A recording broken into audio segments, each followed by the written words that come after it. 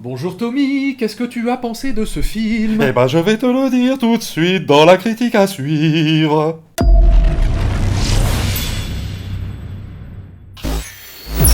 Bonjour et bienvenue dans Les Cousins font leur cinéma, et aujourd'hui on vous parle de The Greatest Showman avec Hugh Jackman, Michelle Williams, Zac Efron, Zendaya et Rebecca Ferguson. Alors, moi, il y a des films comme ça, dans la vie, au cinéma, qui sortent, et qui, pour moi, justifient pleinement l'outil, j'ai envie de dire, le médium cinéma. Voilà. Et The Greatest Showman en fait partie. C'est-à-dire que là, on a affaire à un film purement de cinéma, qui renoue même avec une certaine tradition hollywoodienne d'antan, j'ai envie de dire. Donc autant vous dire que j'ai adoré ce film. Voilà, d'entrée de jeu, je le dis. J'ai adoré ce film. Je te laisse la parole et on va rentrer un petit peu dans les détails et pourquoi on a aimé, quoi. The Greatest Showman, c'est vraiment un film, mais alors qui te met une patate, mais c'est vraiment 1h45 d'énergie positive pure. C'est-à-dire que tu sors du film, t'as envie de danser, t'as envie de chanter. C'était vraiment. C'est entraînant vraiment de bout en bout. Évidemment, Hugh Jackman est excellent dans le film. Le registre de la comédie musicale lui est pas complètement étranger, puisque il avait déjà fait la comédie musicale Les Misérables, bon, que moi j'avais détesté, que j'ai trouvé insupportable. Ouais, c'était chiant. Mais c'est surtout un acteur qui a aussi énormément joué dans d'autres comédies musicales à Broadway. Il a vraiment une formation dans ce registre-là. Et on l'avait vu d'ailleurs aux Oscars. Rappelle-toi, c'était mais hallucinant ce qu'il avait fait. Et là, on s'est dit, Hugh Jackman, il sait faire ça. D'accord. Ok.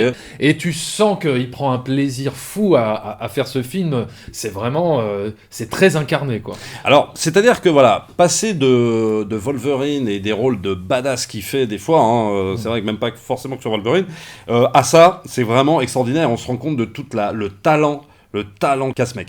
Alors, il faut préciser que c'est le premier film d'un jeune réal qui s'était illustré pas mal, je pense, dans la pub, non ? Ou dans les clips, je sais plus. Surtout dans les effets spéciaux, en fait. Il vient des effets spéciaux. Alors non, il vient même des effets spéciaux. Donc c'est son premier film. C'est un film un peu biopic, on va dire, puisque ça raconte l'histoire de P.T. Barnum. Et qui était P.T. Barnum ? C'est tout simplement l'homme qui a amené, en fait, en Amérique, sur la fin 1800, tout le cirque Freaks, c'est-à-dire avec la femme à barbe, le petit nain avec une tête bizarre, etc., etc. Donc c'était le premier truc de P.T. Barnum qui a justement instauré ce truc-là.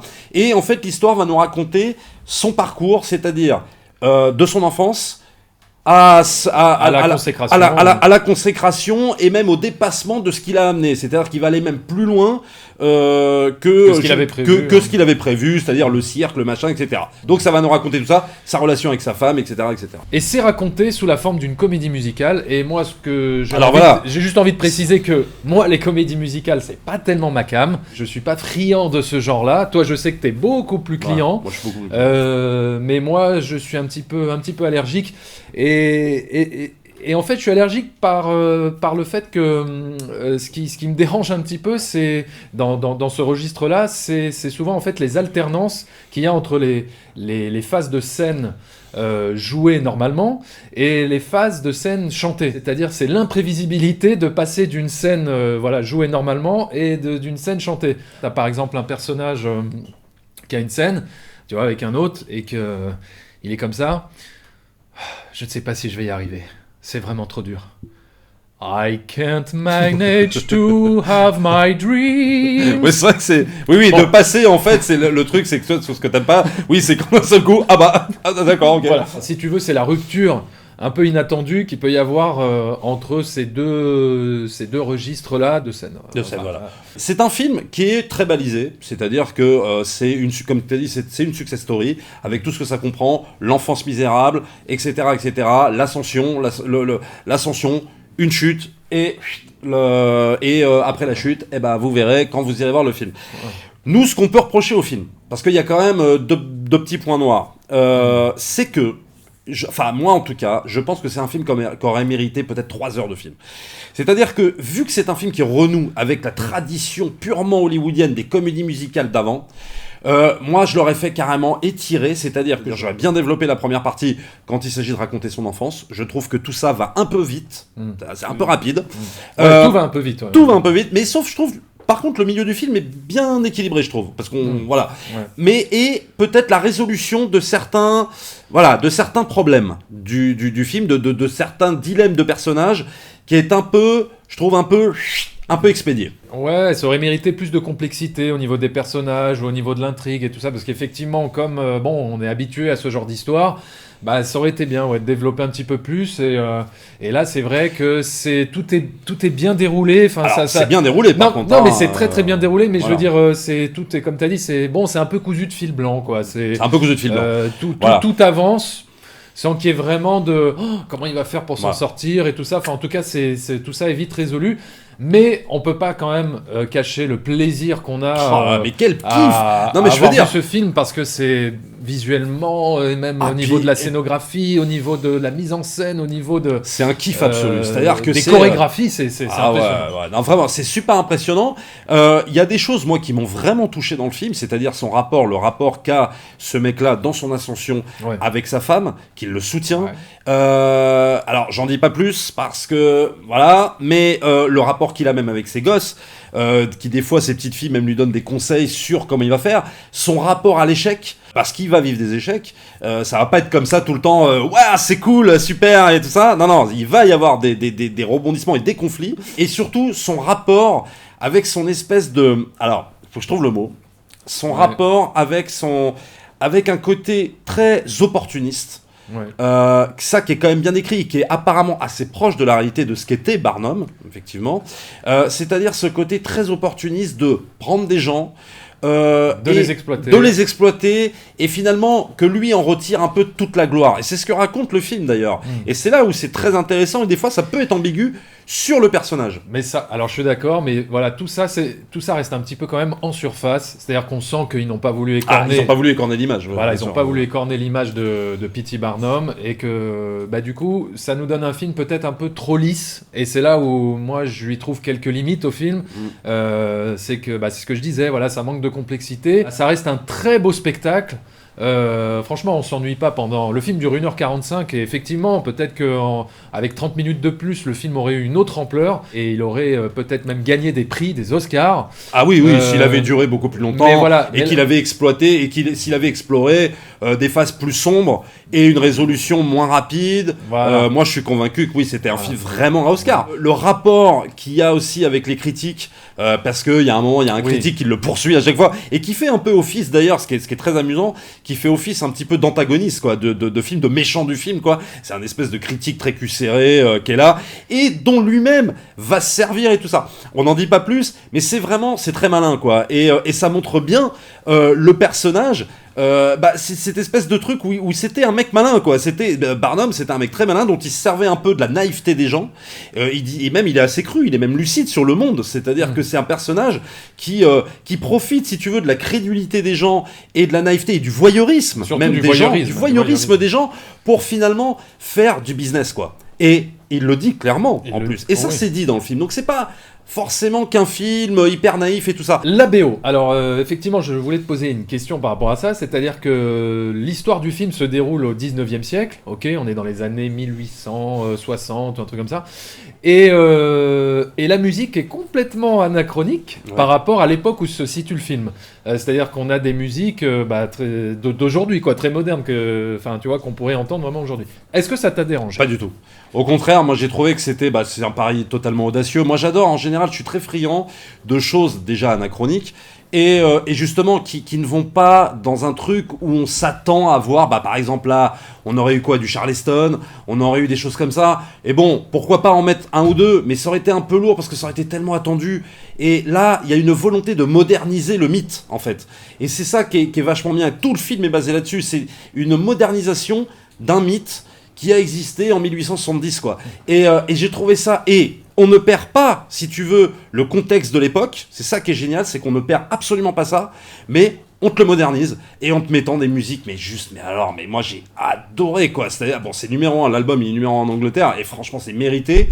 Arriver, si tu veux, à te faire presque tirer une larme et avoir de l'émotion avec une femme à barbe en gros plan, parce que quand là, il y a un moment, il y a la musique du film, la musique principale, on va dire, le thème, enfin la musique qui revient souvent, elle est exploitée lors d'une scène où ça commence en gros plan sur la femme à barbe, quoi, qui est en train de balancer son texte en chantant, et toi t'es là, tu fixes le truc et tu fais mais ah ouais, je suis genre je suis bouleversé, quoi, alors que non mais voilà l'image, quoi. Et non mais pas très glamour, quoi. Pas très glamour. Et il te le rend glamour, mais alors, c'est énormissime. Enfin, je veux dire, pour moi, c'est un pari totalement réussi, quoi. Alors c'est marrant parce que par rapport à la musique, je pensais un peu le contraire de toi, mais bon, finalement, tu m'as convaincu. Voilà. Non, mais c'est vrai, t'as raison. Non, mais parce c'est vrai, que sur le côté moderniser le mythe. Voilà, c'était vrai, c'est une bonne idée. C'est-à-dire que ce qui était intéressant dans La La Land, c'est que justement, lui, il te prend Los Angeles. Et il va te mettre du jazz, il va te mettre tout ça. Donc il prend aussi un peu à contre-pied les musiques qu'il aurait pu mettre. Oui, mais alors dans ce sens-là, ça m'a moins choqué, bizarrement, que dans l'autre sens, quoi, tu vois. Bah ouais, mais en fait, si tu veux, voilà, ce qui était intéressant, c'est tout ce décalage. Et ça va, et ça se marie tellement bien. C'est-à-dire que, en fait, c'est pas choquant.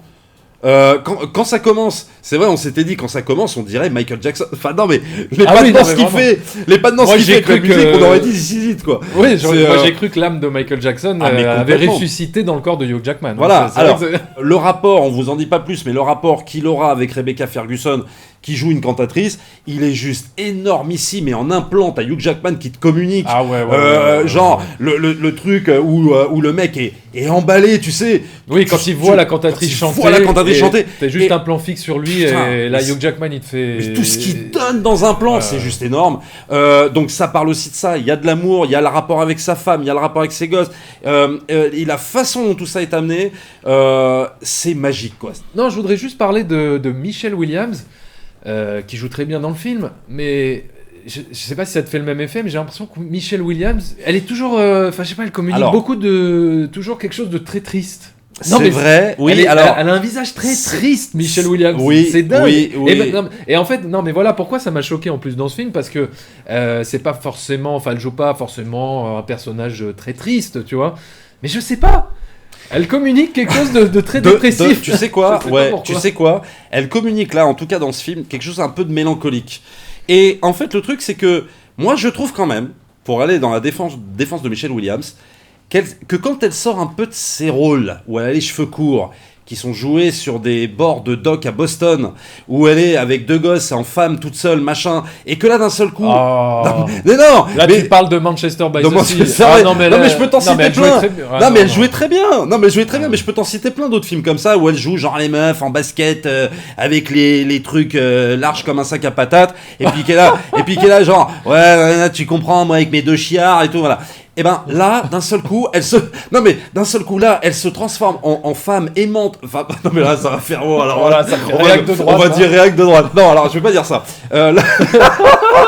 Comment je peux formuler le truc ? Parce que c'est ce que je voulais dire en fait. C'est-à-dire que oui, elle fait mélancolique, mais en même temps, quand elle se met en danse, quand elle se met en amour avec son mec et tout ça, avec Hugh Jackman et tout ça, elle en devient hyper jolie. Oui, elle est magnifiée dans le film. Magnifiée.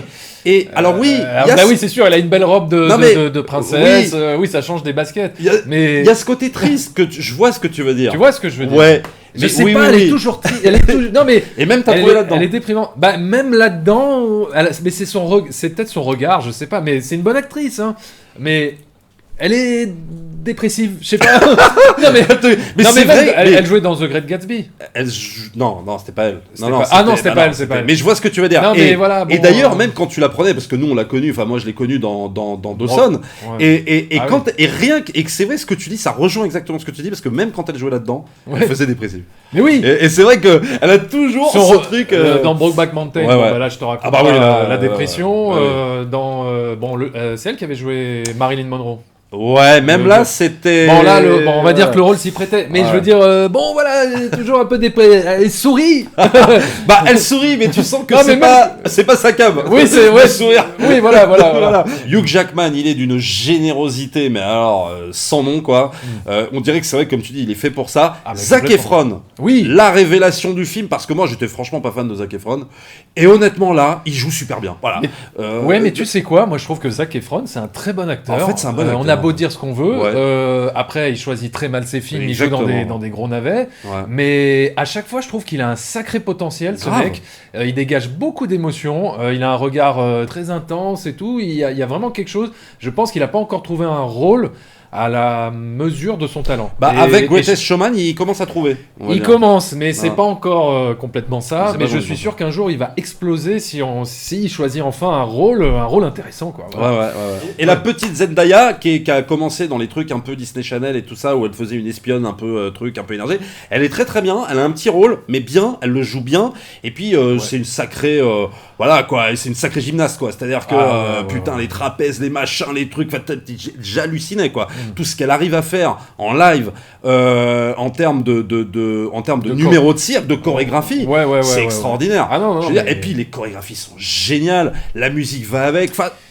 Ouais, tout est fluide et tout ça. C'est-à-dire J'adore. qu'on passe d'un décor à un autre comme Ah ça ouais. dans le même plan. Tu vois, ils sont dans un bar et puis tout d'un coup le mec il fait une pirouette et hop il se retrouve Fabuleux, dans quoi. un autre décor. Moi, ça m'a C'est- rappelé quand je voyais, tu sais, étant gamin, franchement, hein, quand j'étais Ouais. devant ce film, ça m'a rappelé les joies quand j'étais gamin et que je regardais la dernière séance avec Eddie Mitchell, quand il nous présentait toutes les comédies musicales avec Jen Kelly et tout ça.